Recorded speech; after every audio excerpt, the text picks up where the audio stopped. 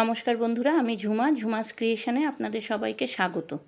আজ আমি আপনাদের সঙ্গে খুব সাধারণ একটা রেসিপি শেয়ার করব, যেটা আমরা সবাই আমাদের ঘরে করে থাকি। আর এই বর্ষার মরশুমে তো এটা সবার ঘরে ঘরেই হচ্ছে। রেসিপিটা হলো খিচুড়ি। এই বর্ষার মরশুমে আমিও ঠিক করলাম খিচুড়ি করব, আর এই খিচুড়ির রেসিপিটাই আমি আপনাদের সঙ্গে আজকে শেয়ার করছি। তবে খিচুড়িটা আমি একটু অন্যরকমভাবে করেছি। অন্যরকম বলতে সাধারণত খিচুড়ি করে গোবিন্দভোগ চাল বা আতপ চাল দিয়ে, আমি এখানে সিদ্ধ চাল দিয়ে খিচুড়ি করেছি। তবে এই সিদ্ধ চাল দিয়ে খিচুড়িটা এতটাই সুন্দর হয়েছে যে আমি বলবো আপনারাও একবার এইভাবে করে নিন, আপনাদেরও ভালো লাগবে।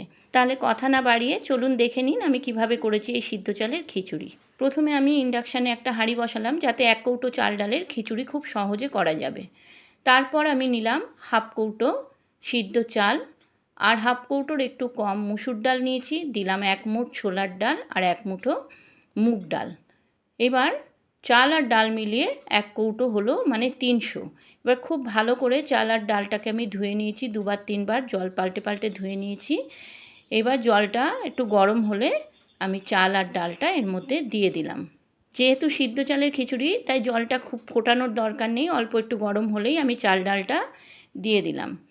এরপর এতে দেব 1 চামচ নুন। এবার এটা একটু নেড়ে নিয়ে আমি কিছুক্ষণ ফুটতে দেব।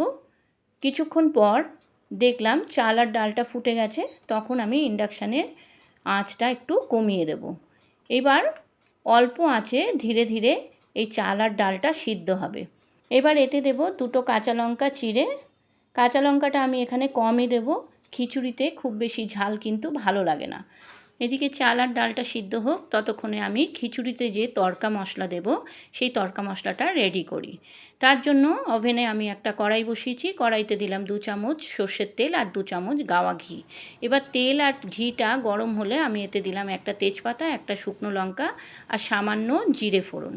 এবার এগুলো ভালো মতো ভাজা হয়ে গেলে আমি এতে দিলাম একটা বড় সাইজের পেঁয়াজ কুচি। পেঁয়াজ কুচিটা দিয়ে কিছুক্ষণ নাড়াচাড়া করব। 2-3 মিনিট মতো পেঁয়াজটা নাড়াচাড়া করতে হবে। পেঁয়াজে যখন লালচে রং ধরবে তখন আমি এতে দিয়ে দেব রসুনটা।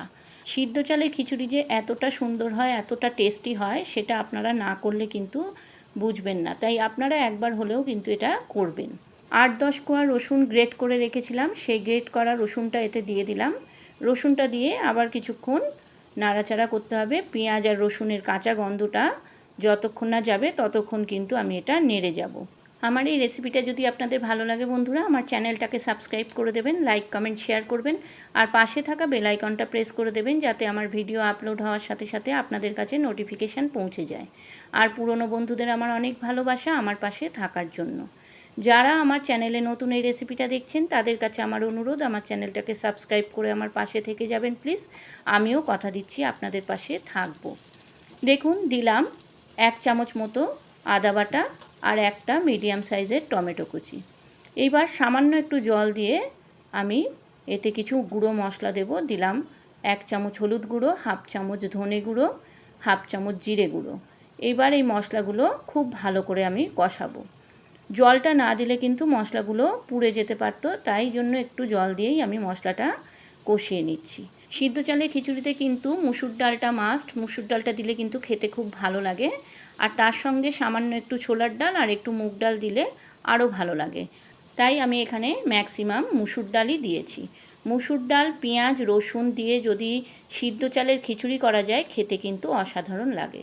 দেখুন মশলাটা কষানো হয়ে গেছে, মশলা থেকে তেল ছেড়ে দিয়েছে, আর টমেটোগুলোও কিন্তু সিদ্ধ হয়ে গেছে। কড়াইটা নামিয়ে খিচুড়ির হাঁড়িটা বসিয়ে দিলাম। এদিকে দেখুন চাল আর ডালটা সিদ্ধ হয়ে গেছে। এইবার আমি এতে তড়কা মশলা যেটা করেছিলাম সেটা দিয়ে দেব। অসাধারণ স্বাদের এই খিচুড়িটা আপনারা একবার হলেও কিন্তু করে দেখবেন, আর কমেন্টে জানাবেন কেমন হয়েছে।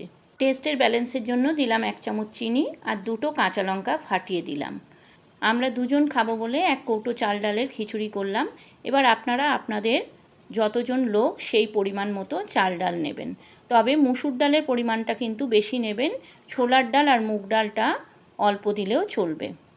দেখুন খিচুড়িটা প্রায় হয়ে এসছে, আর কিছুক্ষণ ফুটিয়ে আমি নামিয়ে নেব। যেহেতু ঘি দেওয়া আছে তাই আর ফোটানোর দরকার নেই, কিছুক্ষণ চাপা দিয়ে রেখে দিলেই এটা ঘন হয়ে যাবে। আমার সিদ্ধ চালের খিচুড়ি রেডি। সঙ্গে আলুর বড়া আর ডিমের অমলেট দিয়ে সিদ্ধ চালের খিচুড়ি খেয়ে একবার দেখুন আর আমাকে বলবেন কমেন্টে কেমন লাগলো। তবে খেতে কিন্তু অসাধারণ হয়েছে, এটা আপনাদের আমি গ্যারান্টি দিয়ে বলছি। আপনারা যারা ফেসবুক থেকে আমার এই রেসিপিটা দেখছেন আমার ফেসবুক পেজটাকে ফলো করে দেবেন, আর যারা ইউটিউব থেকে দেখছেন আমার ইউটিউব চ্যানেলটাকে সাবস্ক্রাইব করে আমার পাশে থেকে যাবেন প্লিজ। আপনারা ভালো থাকুন, সুস্থ থাকুন। আবার আসবো আমি অন্য দিন অন্য কোনো রেসিপি নিয়ে। আজকের মতো চলি। ধন্যবাদ বন্ধুরা।